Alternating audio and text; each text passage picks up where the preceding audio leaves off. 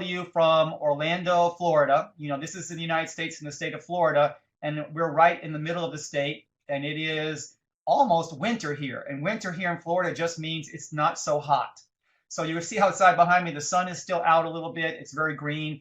And right now it's just past 5 p.m., so you might hear cars in the background of traffic passing by. But today I'm really excited to have everybody here for this webinar we're going to do on the topic of grammar.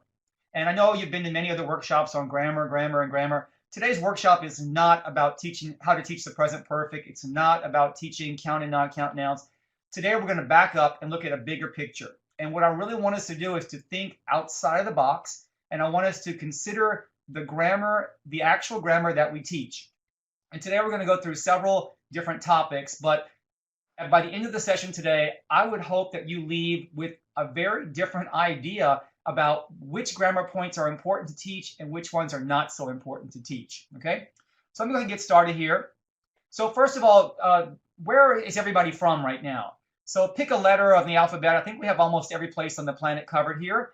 Where would you guys be from? I saw a lot of people from Eastern Europe today, so welcome. I also saw people from South America, Peru, Colombia, Argentina. I didn't see anybody from Brazil. I'm not sure if Brazil is representing right now. And then I also saw somebody from Japan, somebody from China, Malaysia. I was really excited to see Malaysia because I used to live in Malaysia many, many years ago. All right. So just to have an idea where everybody is from there.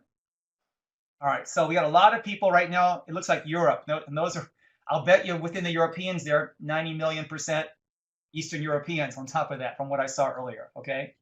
Well, okay. So you have an idea that today, this is kind of a difficult thing for me to do. I do a lot of speeches. I'm not afraid. I'm not nervous right now. But I want you to, as a teacher, to put yourself in my shoes because I'm dealing with how many right now? 96 people, 97 people from all over the world. And I don't know you and you don't know me and I don't know the students that you teach. But I would bet one thing that we all have in common. And that is we all agree that grammar is important. And we also agree that we don't have enough time. I don't care what you're teaching, whether it's grammar, speaking, reading, writing, vocabulary. I have never met a teacher who said, you know, I just don't know what to do in class tomorrow. I have too much time.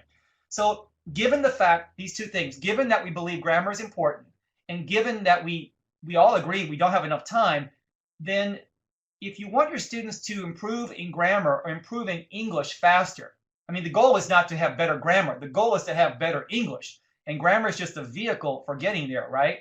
So which grammar would you teach and which grammar would you not teach? And I've been teaching for 38 years, but I'm going to tell you today that in this research I've been doing, I've learned some new things about certain grammar points that I would never teach again, but I certainly taught in the first 35 years of my teaching. All right. So how many years have you guys been teaching? I've taught for 38 years. That's a long time. But how long have you guys been teaching ESL or EFL? And let's just see if we have people. So 13, 25, you can put a number or a letter, whichever you'd like to do there. I'm curious to see. I see one person, 23 years. Yay for you. I see somebody else, Joanna with an F as well. 30, Robert there over in Tampa, Florida. Kathleen, 40. Show off. Okay. You're right. So we've all been teaching. So again, the difficulty for me today is look at the audience I have. I have people all over the world, and I have some people who have been teaching fewer than 3 years, and other people who've been teaching more than 20 years. We have the whole gamut here, the whole range of teaching. But again, today we're talking about grammar, not how you teach individual grammar pieces, but which kinds of grammar you might teach. So here's the title today, Reimagining the Curriculum, sort of reinventing the curriculum if you could. And I want to focus on these two words, grammar, of course, because we're talking about grammar, and needs, the actual grammar that students need. And this is my focus for today. So what grammar do students need? Not what grammar do you think they need or do I think they need? Because I'm going to be honest, my opinion, I think it's important, but it's just my opinion. My opinion is not scientific. My opinion is just one person's idea. And your opinion is another person's idea. Right now we have 104 teachers here, but 104 teachers together.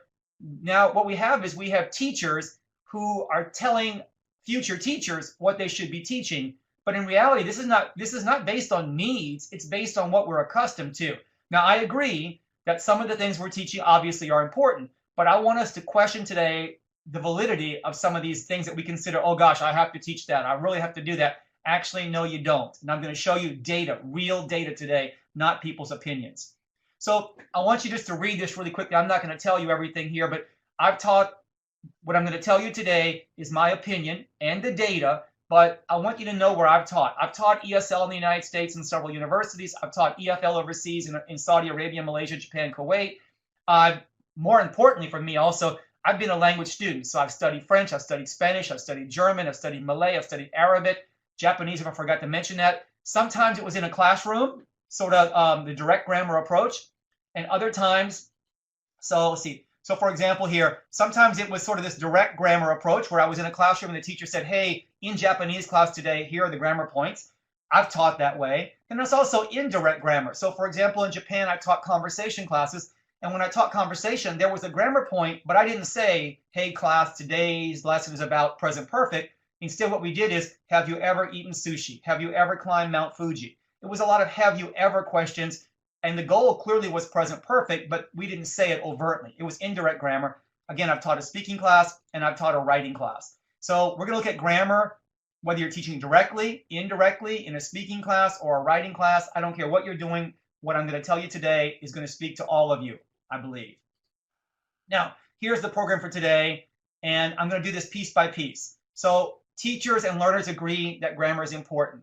You know, in the 1980s, we were told grammar wasn't important by Dr. Krashen and others, and our students revolted. The students didn't like this. The only people who thought grammar wasn't important were academics who actually weren't studying foreign languages. Anybody who studied a foreign language, and I've certainly been there, and I look at all of you here, we have a lot of non-native speakers today who are teaching English. You studied several languages, and you know that grammar is important here, all right? Next, the main question here is, are we teaching, over here, are we teaching grammar that our students actually need? Or are we teaching grammar because it's what we had in the book before us, and the book before us, and the book before us? So today's talk, I'm going to cover three things. I'm going to look at verb tenses in academic writing. Which verb tenses do you think you really need? Because there are 12 verb tenses in English. We'll look at those in a minute. Which verb tenses do you think you need in conversation? I'm saying this because where I teach, I'm primarily dealing with students. The classes I have, my students want to enter a United States university where they're going to have to write paragraphs and essays and sentences. So I deal with academic writing a lot. When I taught in Japan, for example, it was conversation English, but people still had grammar in those classes as well. So we're looking at, one thing is verb tenses. We're looking at verb tenses over here. And in this one, I'm going to look at vocabulary and grammar and the connection, possible connection between these two things. All right? So we're going to look at actual examples. Here's what we're not going to do. We're not going to ask you what, we're not going to base our decision on your opinion and my opinion. We're actually going to do real data. And I'm shocked to say that there's very little data that exists for this information. So here's my first thing I want you to do.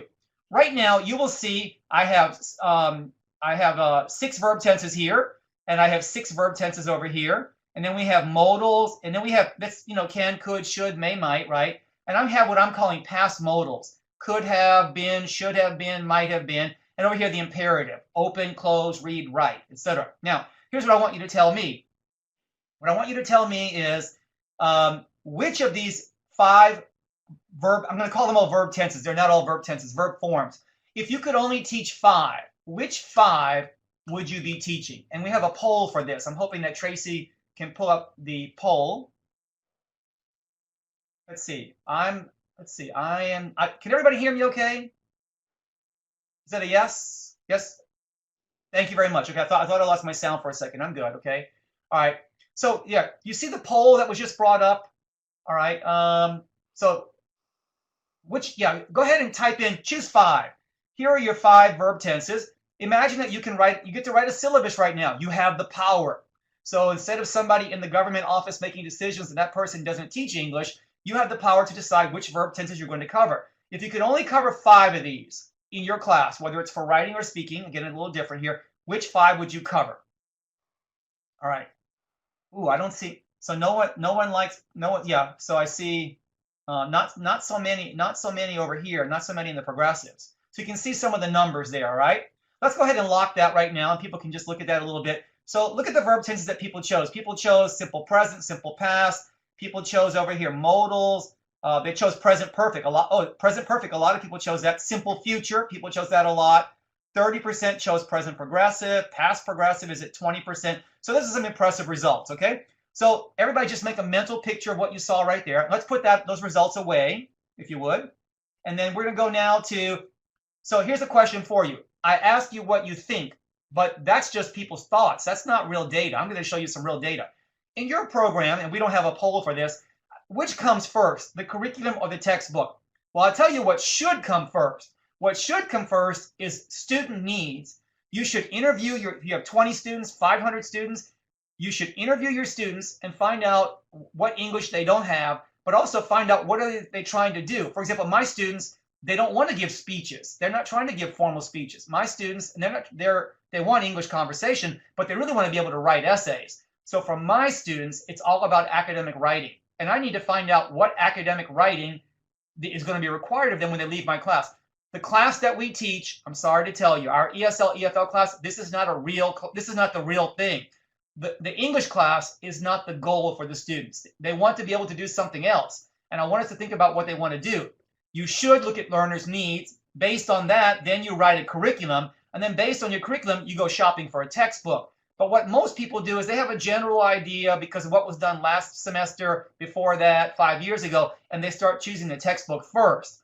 That's not the correct way to do it, but that is what a lot of people do. So I just wanted to put that out there today before we start here. Now, here's what happens. I'm going to look at academic writing. We have these 15 choices here. And I'm going to tell you about a study that one of my students did. And so for academic writing, which of these tenses would you actually need? So here's what my student did. I have a student from Saudi Arabia, Othman Al-Zuhairi, and last year he put together a corpus. So his corpus was 103,000 words. He needed 100,000 words. And he used papers from an English course. All right, an English course. Now, do me a favor here. So you see how we have English. This is not, this English right here, this is not an ESL class. This is an English class for native speakers and non-native speakers alike. That if you go to a university in the United States, everybody has to take usually 2 courses, an entry course and a second course, and you have to do a lot of composition and writing. Now, I don't teach those classes. I teach the class before that. So my point is, in 38 years, I have only taught this kind of class one time, and it was probably 25 years ago. So I don't know what students do in this class in 2017. So how can I really teach writing effectively to my students if I don't know what they're actually going to be doing? So we had a research question. In this English class, this is not ESL, in this English class, we got students' papers. We asked the professor in this class, would you please give us some papers that your students wrote, some normal papers, and these papers were papers that got an A or B. These were good papers as judged by the professor. Now, the professor didn't know why we wanted the papers. We just said we wanted the papers, okay? And so here's what happened. Here's our list. What verb tenses do you think were most common in papers that were written in an English class? So this was a shocking one for me. So I don't know, maybe I would have chosen present perfect. I mean, of course, I would think simple present maybe, and I might think simple past, but I also might think present perfect because that's one that we teach a lot. Grammar books cover these verb tenses a lot, a whole lot, right? And so the question we had, though, is not what do I think or what do you think? The question is, when we actually examine 100,000 plus words of English papers, what verb tenses were actually used? And so I'm going to show you the answers here. So yeah, I see. So some people put simple present. So check this out, everybody. Here were the results. 100,000 words of English composition class papers written in an academic class. Those were the results. Now I'm gonna remove the ones that are not important. I'm gonna remove all of the 1% I'm gonna cut, and I'm gonna cut the ones that have 0% or almost 0%. And look what I'm left with. I started with 15 verb forms, and now I have only these. Look at how naked the chart is right now. This to me is very shocking. I'm going to rearrange it, and that's what you have. So if, yes, wow, Sarah says, I agree with you 100% here, or at least 50%, right? 50%, 49.9%, because I helped him with this data. 49.9% were simple present, and then simple past, modals. Shock. The big shocking thing for me was modals. Now, how do we cover modals in most grammar textbooks? We all say, yes, modals are important, blah, blah, blah. But we don't put modals as chapter 3. Modals are often chapter 8 or 10 or toward the back of the book. There's someplace not so important. But modals, and I'm going to show you some real examples in a minute, modals were very, very important here. All right. Now, everybody looks at this, and this is kind of shocking. Now, here's what I want you to do. We're going to have a poll for this in a minute. So you see, guys, let me go back for 1 second. Now, you see, this was the English papers. Everybody says, okay, this is what you got for English. Well, my students, they're not majoring in English. My students are not becoming English teachers. They are required in the United States to take 2 classes, including this one class and another, but it's composition classes for native speakers. The fact that you're not native doesn't matter. You have to take the class as well. It doesn't matter what you're majoring in. But you might say, well, that's English. Well, now I want to look at history. So here's my question for you. I have a poll for you. What do you think are the top 3 verb tenses that we're going to find in history papers? 100,000 words of history papers written at the university. These are university students. These are not scholars. These are normal 19-year-olds, 20-year-olds, 21-year-olds, native speakers who know nothing about ESL. They may speak some Spanish. They may speak some French, but for the most part, these are monolingual, because you know most Americans are monolingual. I'm very sorry to say. Okay, it's embarrassing sometimes, but it's true. So they don't have experience with foreign languages. So my question is, which 3 verb tenses would you put? Now look what you guys put. So I'm going to go ahead and look at. So I see the biggest one is simple past. What's our number 2? Number 2 is past perfect, and number 3 is simple present, I believe, right? Yes. So what? Oh, past progressive. Sorry. So our choices are, you've got simple past, and then you've got past perfect, and then you've got what? Past progressive, and then a few others. Now I want you to remember this, okay? Yes, I will tell you one thing. You are correct that simple past is the biggest one. Let me ask you this. There's no poll for this. What percent, go ahead and type in a number. Or just type it up like where you wrote hello, etc. What percent of the verbs do you think are in simple past tense? It could be anything. What tense? You have 100%. They're obviously not all 100% in past tense. What percent would be in simple past tense? I see very high numbers, 50s, 75s, 80s. I see 40. Even 40 is high, because if something is 40%, it means that the other 14 have to fight for the remaining 60%. Okay, big numbers. Everybody ready for a shock? Here's your shock. So there's our chart. All right. So here's what we found. Oh, sorry, I skipped it. One more. Here's what we found. It's these over here. We found that simple past was over here, was the first one. Simple present was 39%. And then modals. Modals are still 9%. Modals are number 3. Everybody said past perfect. 2%. That's embarrassing. Poor past perfect. Okay. And then where's our past progressive? Past progressive, 1%. Isn't that sad? To me, it's a shock. Now you might say, oh, this was one teacher's papers. No. These were papers written in history papers. You know, we have 4 years in the university. These were the 3rd-year students. So these were 3rd-year students of different history papers, different history courses, and they just submitted their assignments. The teacher gave A, B, C, D, F. We chose. He gave me all the papers that were A and B, and we chose 131 papers at random. That gave us the total number of 100,000. So here's what you have. I'm going to clean it up. Cross out the 1%. We're not going to worry about. If it's only 1%, look, in a semester, I see my students for 40 hours. I see them 40 one-hour classes. If I spend 1 hour on past progressive, that's already 2.5%, and that's more time than 1%. That's more than double of what I should be allocating. We remove all the 1%. I'll keep it 2%. Even 2%, I think maybe you shouldn't be teaching. Now, this is what I have when I clean it up. And if I put those two side by side, look at this. First, we did the English papers. English, these 3 gave us 89%. And these 3 gave us 92%. I think back to how many times in my teaching history I have spent 2 hours teaching past perfect and then 1 hour teaching past perfect progressive. I won't do it anymore. Now you think, how can you not teach this easily? Don't teach it. if your students don't need it.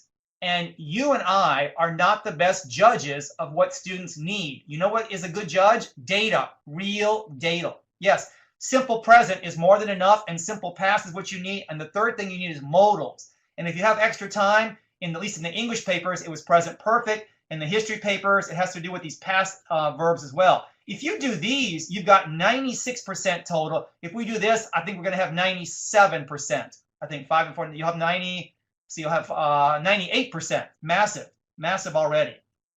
All right, now, that was writing. What do you think is going to happen if we look at spoken English? Now, in my classes at my university, I don't teach spoken English. I teach academic English for writing. But I have taught conversation, obviously. And so I need to look at speaking. And I don't want to listen to a speech by the president on TV. I don't want to listen to a speech by somebody. I don't want to listen to TV commercials, because my students are not trying to produce TV commercials. They're trying to have natural, normal conversation. So what do? It's very, very hard. Very, very hard. So I see Eileen, future perfect progressive is gone. That verb tense has died. Has died. Present perfect. Okay. So in this case, I needed a corpus for spoken English. I took the TV show Friends. It's very, very hard to find a good spoken corpus. If you know of one, let me know. I need a spoken corpus that represents natural everyday conversation. Now, I'm not an expert about this, but I have read many articles that talk about, or chapters in books that talk about how the people who wrote Friends actually did a good job at emulating, at copying normal conversation. Also, the actors in Friends, and some of you may like that that TV show Friends. How many of you watched the TV show Friends or have seen that before? Okay, so if you've seen the show, the actors actually they didn't just read the script. They actually ad-libbed a lot, so they had a lot of sort of impromptu conversation as well. That was one thing good about the show, and it makes it a little bit more believable also. Now, I want you guys to do this. So let's have another poll. So what do you think are the top? Vote for the top 5 tenses in Friends, a natural, normal conversation show with 5 or 6 really good friends who live in New York. I like Friends also. I see people like Friends, okay?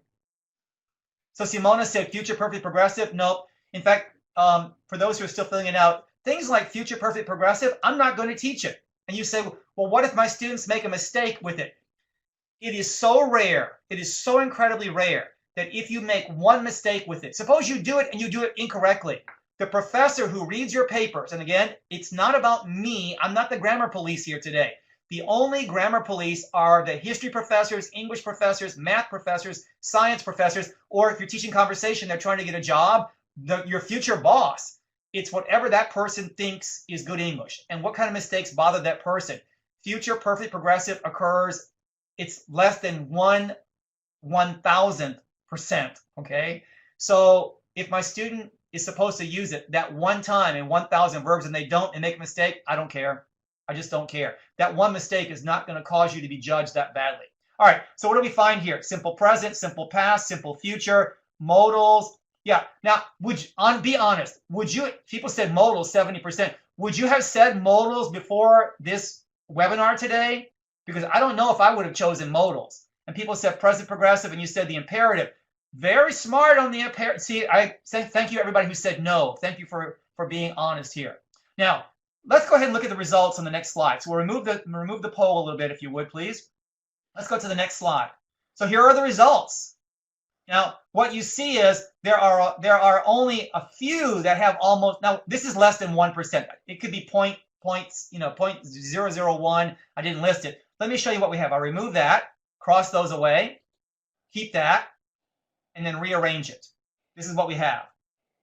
Now, the first thing you notice is there are more tenses being used, even if it's only 2%.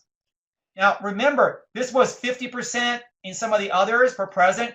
Remember past? Past was around, what, 38% and 40-something%, right? Let me show you what, if you put, well, this is surprising.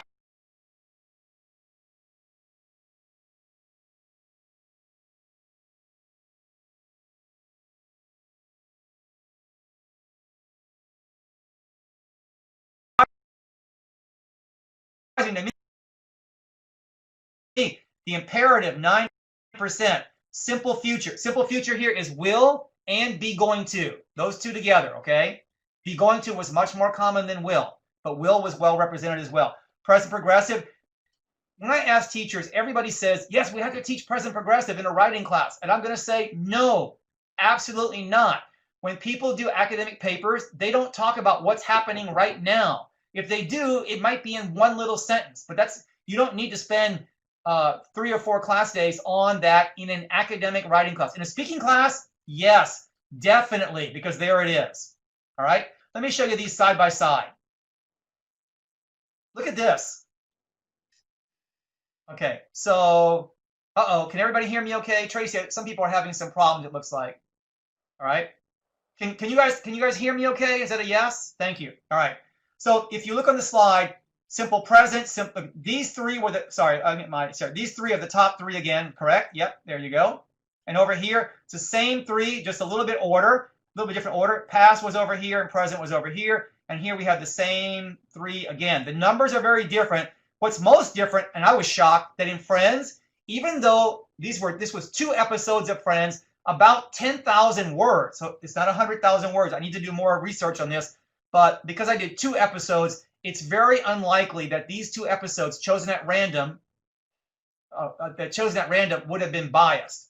So I'm going to do more data collection, but you see what the results are here. It's just very shocking to me. So what's the moral of the story? The moral of the story is don't spend an equal amount of time on those 12 verb tenses and the modals, the 2 kinds of modals and the imperative. Think about what your students actually need. And what they need is this kind of results, not 2 teachers in the cafeteria, in the lunchroom, not 2 teachers talking about what they need or don't need. All right? So for those who can't see the slide, you'll have access to the slides later. But let me just say it's a very impressive slide. I'm sorry you can't see this right now. The data, I tried very hard to find previous studies about verb tenses, and most applied linguists don't study this because most people told me, I'm serious, people told me, why do you care about verb tenses? And my reaction immediately was, you don't teach, do you? You don't teach, because if you were a teacher, you would know why we care about verb tenses. So I'm going to switch gears a little bit here. Number 3 is about grammar and vocabulary. So for grammar and vocabulary here, in the old days, before corpus linguistics, before 2000, grammar was one animal and vocabulary was a separate animal. We had a grammar lesson and we taught you 10 words, which you might find useful today. But with corpus linguistics, what we now know is there is a really strong connection between grammar and vocabulary. And in fact, certain vocabulary words tend to co-occur, collocate, with certain grammar points. So when you teach a grammar point, that grammar point, not all of them, but many grammar points naturally have vocabulary that happens with that particular grammar point. Let me show you one. This is not today's lesson, but I want everybody to consider count nouns. Count nouns, everybody in this room has taught count nouns before. So count nouns, if it's a count noun, you use how many. So I would say, for example, how many pens. And if it's something that you can't count, for example, like paper, I have paper here. You don't say, I don't say how many papers. I'm going to say how much paper you need. Oh, I need this much paper, etc. Right? So the grammar rule is how many for non-count, how many for count, and how much for non-count. Now, based on that, then I can say how many pencils, how many fingernails, how many teeth. I can say all kinds of things like that. But in reality, that's teaching grammar in order to sort of on a theoretical grammar. But in reality, what do you think, everybody, what do you think are the top 8 nouns in English, North American English, that go with how many? We don't have a poll for this. Just type in what you think some of the nouns are. How many blank? Now, I see people writing how many students, how many lessons. You know what? No. Why? Because teachers talk about that. Not real people. Sorry, we're not real people. Teachers are not average people. We're special, okay? The things I would talk about: how many students do you have? How many tests do I have to give? How many classes did you miss, etc. But actually, now some of you have the correct answers. How many times? How many children? How many? I saw people was one. Everybody ready? Here are the answers. Here are the top 8 nouns. Here are the top 8 nouns that go with how many. How many people? how many times. These are in order. How many people, how many times, how many years, how many hours, how many children, how many kids, how many women, how many days. The number one usage of how many is with no noun. Someone says, wow, those cookies look delicious. And the other person says, yeah, I just made them. They're great. Are you hungry? And I said, yeah, I'm hungry. And then the other person says, how many do you want? They just say, how many do you want? Because we know we're talking about cookies here. Or many times you'll hear people say, how many with no noun. So the number one collocation is 0. How many with no noun. But after that, it goes people, times, years, etc. Now, I want you to remember this. The idea of a grammar point being connected with vocabulary. Not all grammar points do this, but most of them actually do.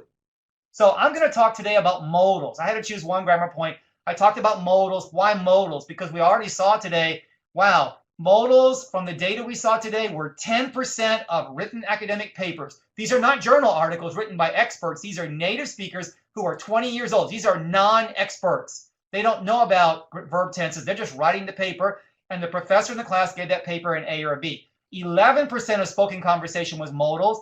It's the third highest behind present tense and past tense, simple present and simple past. Here's a shocker for me. Modals are more common than 10 of the 12 verb tenses. And I never would have thought that before today's webinar, before I started collecting this data just 3 years ago. I started looking at this kind of data. So here's what I'm going to do, everybody.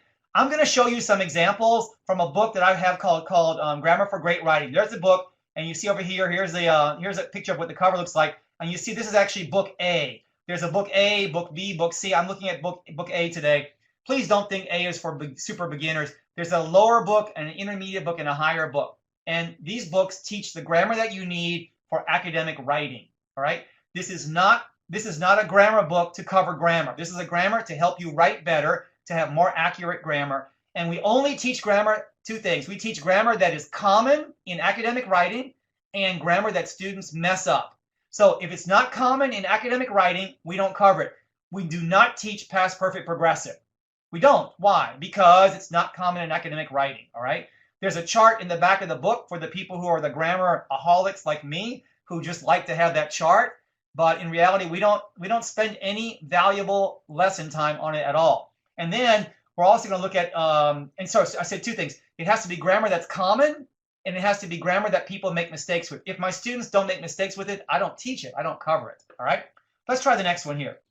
So I'm going to look today. I'm going to look at we're going to look at four different tasks here. You don't have a copy of the book, but if you did, it'll be on page 125 when you get a copy of the book later. I'm going to show you the slides right now. Page 125 looks like this. Now, that might be difficult for you to read, but you see over here we've got 8, 9, and 10. I'm going to do those because some people may not be able to see this so well. I'm going to do those one at a time. This is number 8. Number 8, this is teaching modals for writing. Number 8 says, modals are useful in a conclusion to make a suggestion or give advice. So, for example, you have the word should. Now, the word should in every ESL textbook is covered in kind of a fake way. It's always the same conversation. Oh, I have a headache. I don't know. What can I do? And my good friend says, who always has lots of advice, says, oh, wow, I think you should go to the doctor. And then I say, oh, thank you so much. I never thought about going to the doctor. Or you should take aspirin. Wow, I never thought about taking aspirin. Of course I thought about aspirin. But in the textbooks, we have these kind of fake conversations. But the bottom line is that the word should is useful in conclusions. Let's try another one. Modals are useful at the end of a survey or scientific research to show a future possibility. Now, future to me would be will, but in good academic writing, you can't use will because will sounds too strong. You have to hedge, and that's what modals do in academic writing. They make your writing sound softer. They make you not sound so bossy or so pushy, all right? And I can tell you, I have had articles rejected from major academic journals, and when I get the feedback, because I have to write the article again, the feedback I remember the most was people saying, your conclusion is too strong, please go back and use modals. The results of this survey could be very useful. I may think that they're super useful, I just can't say that in English. So academic writing, it's not what I think you can do and what you think I can do. You have to hedge. In fact, pick up a journal article of any TESOL quarterly or language teacher, any journal that you like, a very well-written journal. Pick up any research article, not a pedagogy one, but a research article. Look at the last paragraph, the last two paragraphs. I promise you, you'll find modals there. Because even if I showed that the green book is better than the blue book, I cannot say the green is definitely better. I have to say some teachers, some is already hedging. Some teachers under certain conditions, hedging, may find, gosh, not may, for sure you're going to find this is better. I just can't say that. Here's another one here.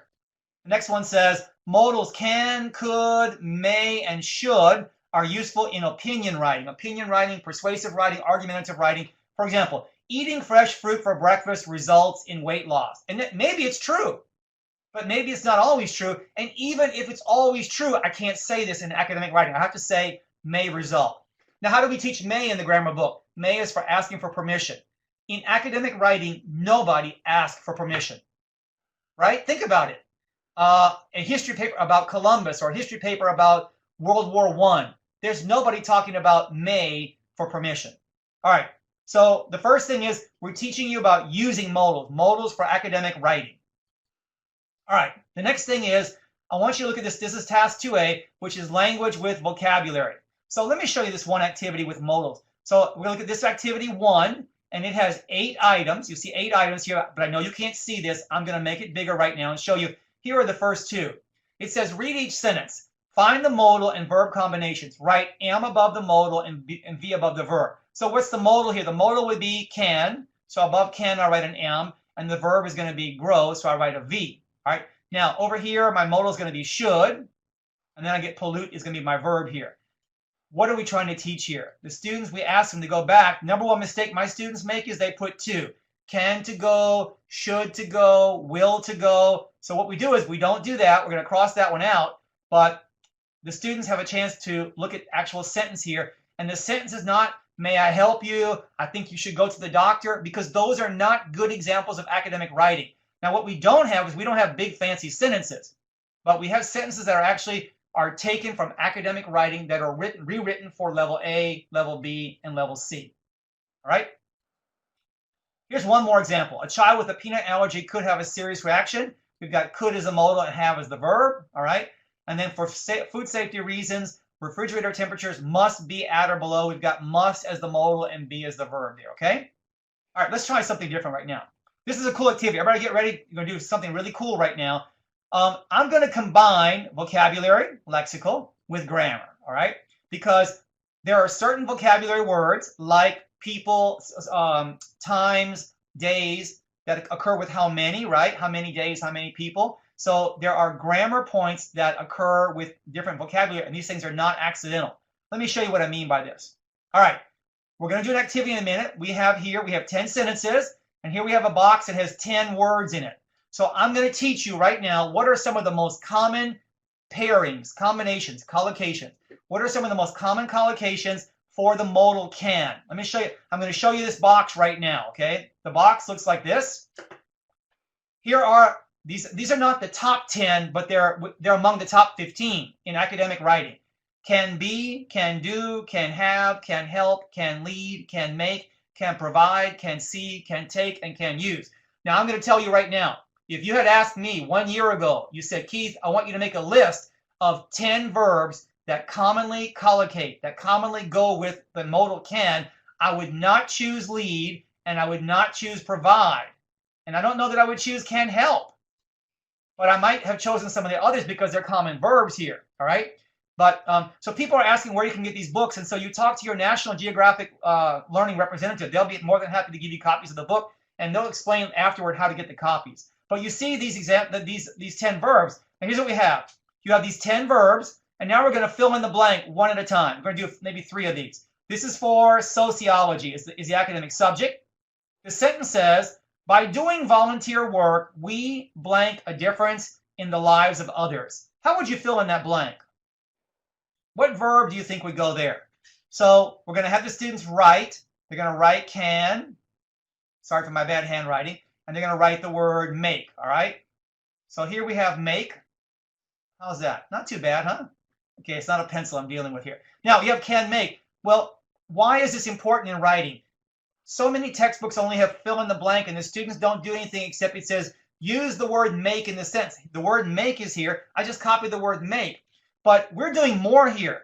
We taught you can make is one of the top 15, in this case 10, collocations that occur in academic writing with can. Also, we have another collocation. We have can make, and then we also have make a difference in. A common collocation with the word difference is to make a difference in something. All right? So we're actually teaching not just the modals, we're teaching other collocations as well. This is a lot better way to approach it, I believe. Let's try another one here. Here's one from biology. It says, some birds, such as the crow, blank sticks and rocks to acquire food in nature. What do you think is going to be, okay here? Yeah, so I'm going to help you. I'll do the easy part. I'll write the word can, okay? Yeah, and now we have the word, we have can use, all right? So here we have can use. And so, yeah, now, what is the collocation? Well, you have two of them, can use, and also our other collocation is use something to do something else. Use a pencil to write, use a cup to drink, use a pot to cook, right? So, yeah, use is the answer here. My point is, this exercise is not just doing, already, this is very important. We're not doing can read, can write, can clean, can wash, can listen. Those are all maybe valid combinations, but for academic writing, where time is so precious, I would like to focus on the top 10, and that's what we have here. Let's try one more. This is a very difficult one, actually, and this comes from the field of nursing, because my students are going to study all kinds of things when they get to the university. So in this case, studies show that being overweight, blank, to diabetes and heart problems. This is a very difficult one. So the answer here, help me out. We got have can, all right, and we're going to have the word lead, all right. So A and a D. Sorry, guys, I don't have a pencil. It's just a bad, I'll circle it here. How's that? Okay, they can lead. And so I'll be honest, my students have a hard time with number 3, and most of my students, when they come to number 3, they skip it and go to number 4, 5, 6, 7, and when they come back, they only have one left over. The one left over they have is lead, and they learn by a process of elimination it must be lead, and they think, gee, lead, what's it? So can lead, that's a collocation, and the other is lead to something.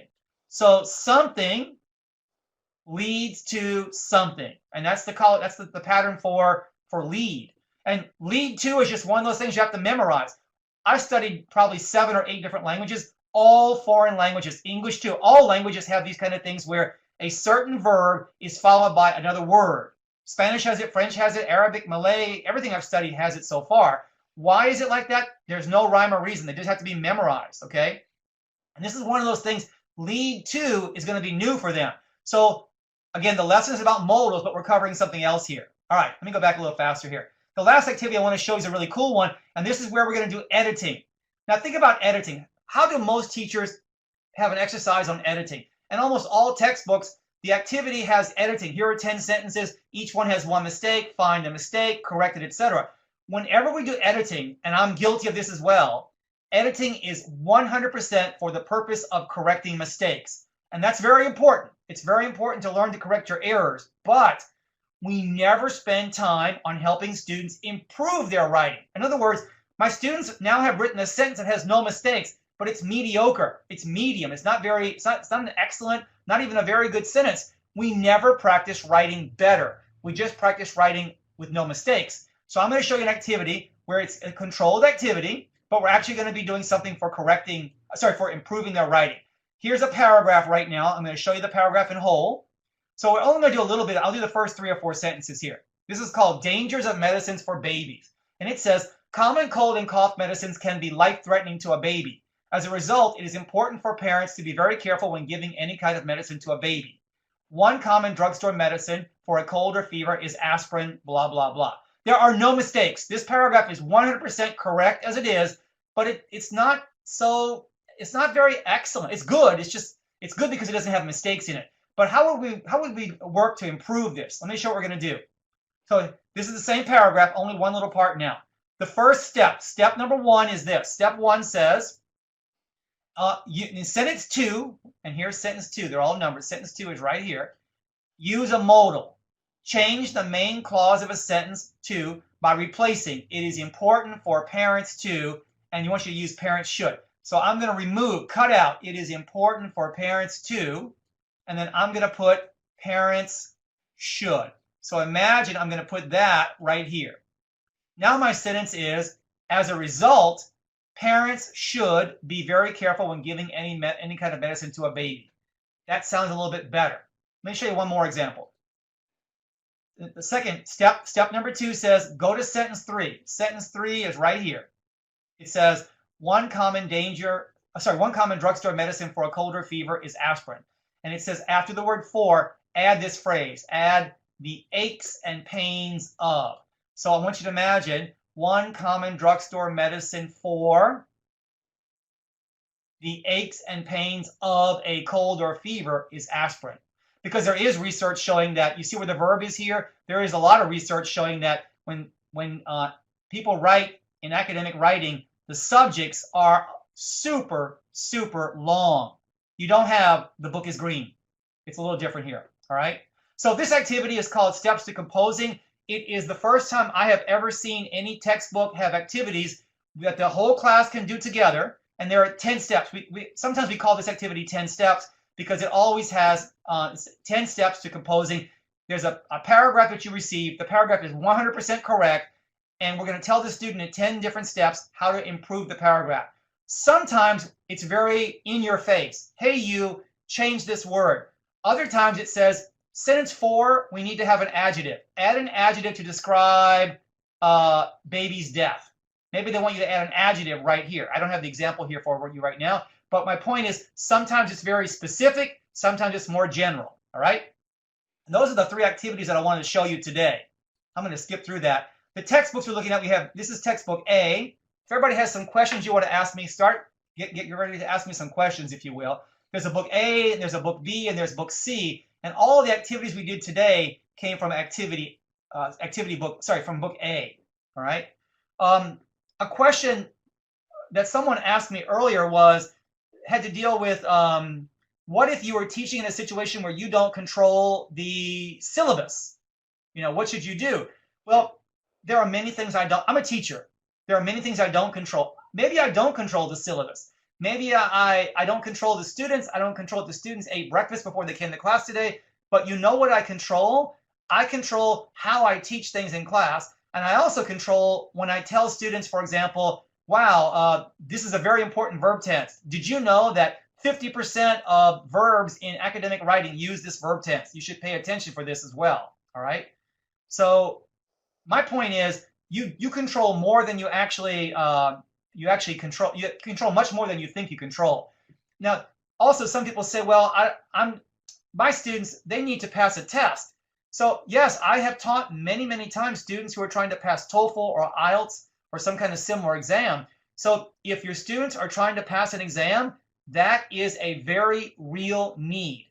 And if your exam has questions about past perfect progressive, well, 2 things. Number 1, I'm sorry, because that's not going to help you with your overall English. And number 2, if it's on the test, teach it.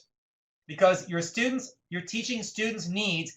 My students need to get into a university yesterday. They don't want to be in my English class anymore. Your students, maybe they want to pass TOEFL. They want to pass IELTS. 30 years ago, because I was teaching, some of you may remember, 30 years ago, TOEFL had specific grammar questions about if clauses and past perfect progressive, future perfect. There were discrete grammar items like that. But the new TOEFL and the new IELTS, they don't do that. So they just ask you to write. They ask you to have conversations. They ask you to listen to something. So if you're on the IELTS and you're doing the speaking portion, I cannot imagine a situation in which you need to use future perfect or certainly not future perfect progressive. The need is not there. And if you try to use future perfect progressive and you mess it up, and I'm going to bet you're going to make a mistake with it. If you mess it up, what have you accomplished? You made a mistake. You made a mistake in an area that you didn't need to have anyone trying to do. It was kind of a useless point, I think. All right. So the exercises we looked at today, for example, by the way, they all came from this book. They all came from book A. So book A was the example today. And in fact, they came from unit 10 in Book A, which is the unit on modals. All right? So if anybody has any other questions you'd like to ask me, please feel free to type your question in, and I'm happy to help you out with what's happening. Yeah, so I see Uma ask about this. Yeah, so the textbooks, yeah, if you just require to contact your National Geographic representative and tell them that you were in the webinar today, and the webinar talked about a textbook called Grammar for Great Writing. So Grammar for Great Writing, and there are 3 books, A, B, and C. A is not super low, and C is not super high. My point is that we don't have a book for, if you're just beginning with English, this is not for you. This is not, in my university, we have a level, we call it level 1, but it's really level 0, okay? It's barely above level 0. Those students could not do this book. There's no way. Book A is for somebody who is, at least in my system, at least high beginner, and then book B is an intermediate, and then book C is high intermediate, or even advanced student as well, all right? But I believe that any student who looks at these books, and especially any teacher, when you look at the table of contents, just get one of the units and look at the activities. But we tried really hard to cover only grammar that people really need. And what do I mean by need? It's because we've studied those history papers. We studied English papers. And by the way, I have a student who next January and February, his master's thesis will be on papers in science. So we're going to expand our research out to science as well. Because I don't know what my students are going to study. But I know one thing they're not going to study. They are not studying to be future English teachers. They don't need future perfect progressive. We need it, but they don't need it. So please stop teaching future perfect progressive to your students. And if you have to cover it as quickly as you possibly can, and then go do something important. Okay? Or make sure there's a lot of good vocabulary in that activity when you do that day. So let's see. So people are asking me about video games. So Martha asked about topics for 12 to 16. One of the things I would do, Martha, is people that age group, well, all students, even adults, people like video. Get a video clip of a commercial. TV commercials normally last 30 seconds. Go to YouTube, find a TV commercial for 30 seconds, play it with a commercial that the students don't know, and try to choose something maybe from a different culture. Since language doesn't matter, you don't need to actually have the language there. But if it's in English, for example, choose a TV commercial from Canada or the UK or the United States or Australia. Choose that commercial, mute the sound, have no sound, and then play the commercial, and then have your students watch it maybe 3 times. Let them take notes. Maybe let them take notes, and then maybe have each student write 4 or 5 sentences. What do you think happened? Past tense. What happened in this video?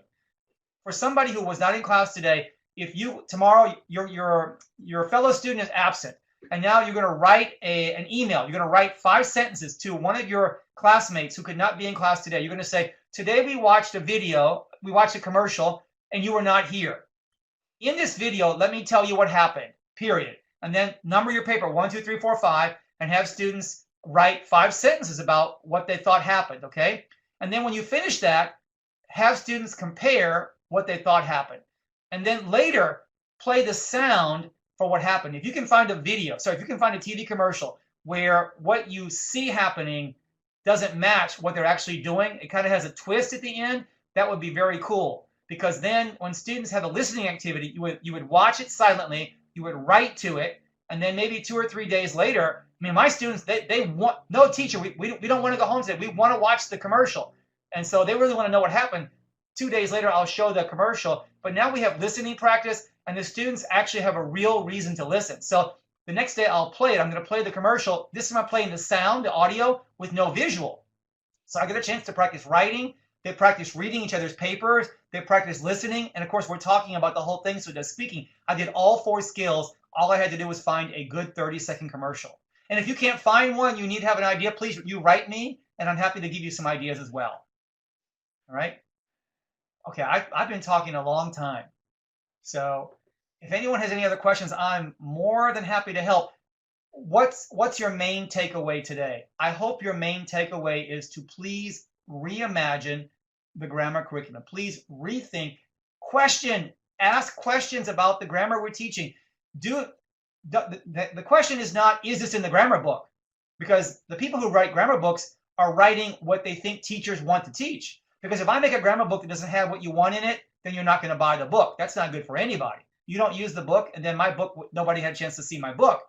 But in reality, you should want grammar that is based on real needs, not experts' opinions, especially experts like me who have not been in a writing class, science class, math class, psychology class in 30 plus years. I'm not an expert on what happens inside of a real university class, and I would bet that most of you are not either.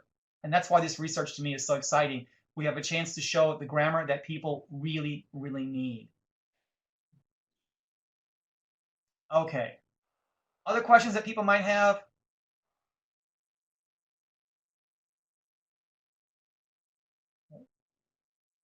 So Tracy came in for a second. Let's see. Thank you very much. I enjoyed this today. I hope you guys got some good ideas out of it. Thank you. And you can see outside it's dark now. So we've been talking through sunset in Florida. Now you saw a sunset in Florida. You just didn't really see it though. Okay, can you hear me now? Okay, thanks. First, I want to say, Keith, thank you so much for coming to the All right. webinar today. It was really So informative and Tracy, I interesting, can't so hear you thank though. you. And Let's see. thank you everyone from all over the world and all the time zones coming to join us as well. So some final words. I know that some people in the chat box were asking about being able to get a copy of the text. If you look over to the left of your screen, you'll see my colleague has put up these web links here. Thank you. You're welcome. You'll see Rep Finder. So if you're interested in the text, what I would have for you is have you reach out to your rep in your different regions, because everywhere's a little bit different, and reach out to them and find out about how you can get copies of the text. Many of the examples that Keith did today are from a series that he is a co-author on. It's Grammar for Great Writing, which is a great series. We also wanted to remind you, because some of you are having problems earlier, that we are going to send you the recording of this session. We are going to send the slides and a certificate of attendance for you. If you've enjoyed today's session, please visit ngl.cengage.com/webinars to learn about more webinars that we have upcoming for adults, teens, and young learners. So the whole range of learners of English. And also you can subscribe. We also have a blog that many of our authors and presenters blog on as well, which is at ngl.cengage.com/infocus. And if you look over to the left again, you'll see that all of these are here. So if you're interested in subscribing to find out when the webinars are or learning more about our blog, the links are over there to the left. We have a survey that you will be directed to when this webinar ends, and we'd love to hear feedback from you, as we're always trying to improve our webinars and get better. So again, thank you for attending. Have a good morning, good afternoon, good evening, wherever you are. And I hope to see you again soon. So thank you very much. I'm on the West Coast in California, so middle of the day. All right. Bye-bye. Thanks. Bye, everyone. Thank you for attending.